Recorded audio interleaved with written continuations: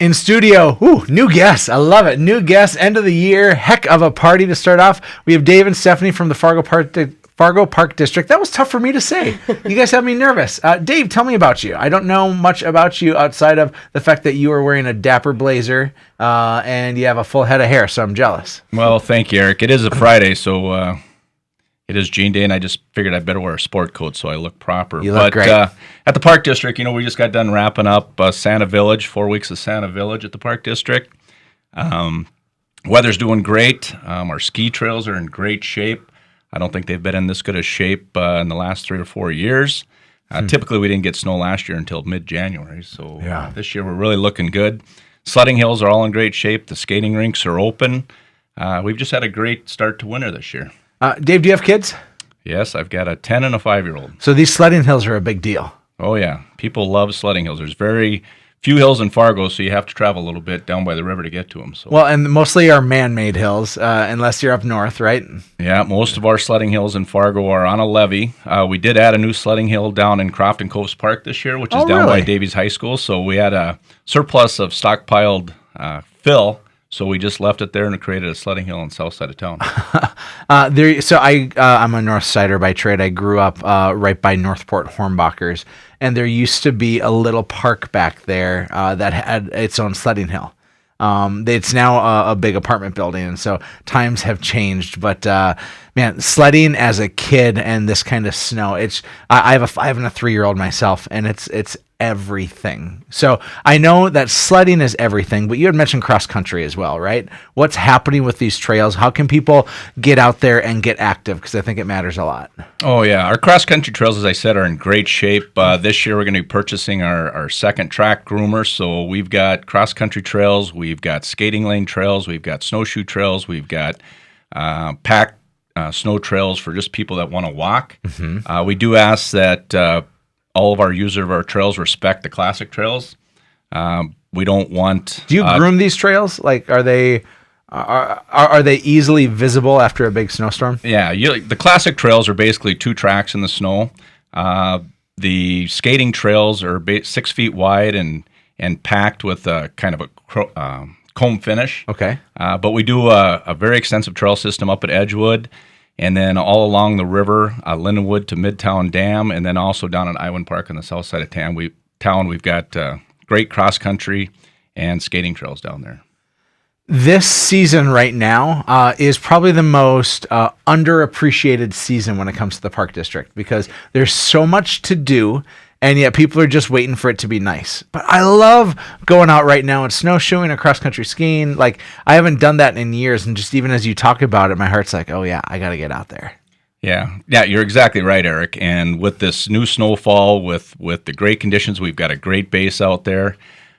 We do also have some trails down at Forest River and Orchard Glen, which the birding community really likes to use, too. And they can access those packed trails, too, just with regular boots and snowshoes. So you get out on a nice crisp morning with no wind, and it's beautiful out there. Yeah. No wind. I remember when that happened 8 years ago. It was a beautiful day. Is there a chance that, like, do I have to have my own cross-country skis, or is there a place that I can rent them? No, up at Edgewood Golf Course, we call it the Edgewood Chalet. We do have rental skis up there, and I believe we have snowshoes as well. Awesome. Well, the Fargo Park District has a lot of things going on, and Santa's Village just wrapped up as well. But now you're prepping for Frostival. Steph, let's hear from you. I call you Steph because we've been best friends for forever now. Yes, of course, yep. Tell me about Frostival. Yeah, Frostival's a little bit different this year. So before it was just the one weekend, and if it was a bad weekend for weather, then a lot of people missed out on a lot of things. So we've expanded it.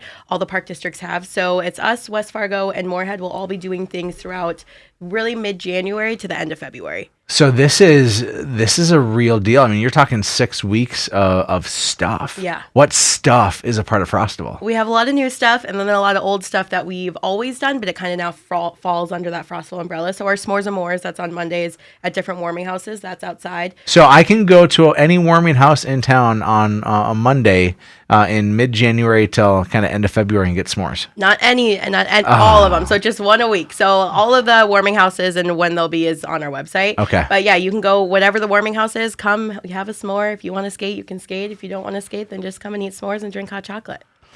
So growing up, as I mentioned earlier, I grew up in North Fargo, and I never had ice skates. If I'm one of those kids that doesn't have ice skates, is there a chance to rent, or do I have to have my own? For this, you have to have your own. Okay. But we still encourage families to come out and enjoy the warming houses because you still get to enjoy it and have a s'mores, have hot chocolate, and kind of just be outside.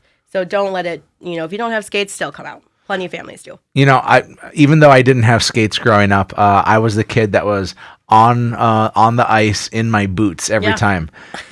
I don't know why they always say put the chubby kid in goal, but I was always the goalie, and I was always the one wearing boots, and everybody was taking these slap shots at me. But man, my snow pants and coat kept me safe. Well, good. That's great. But we have a lot of other good things going on too. We have new events that we're really excited about.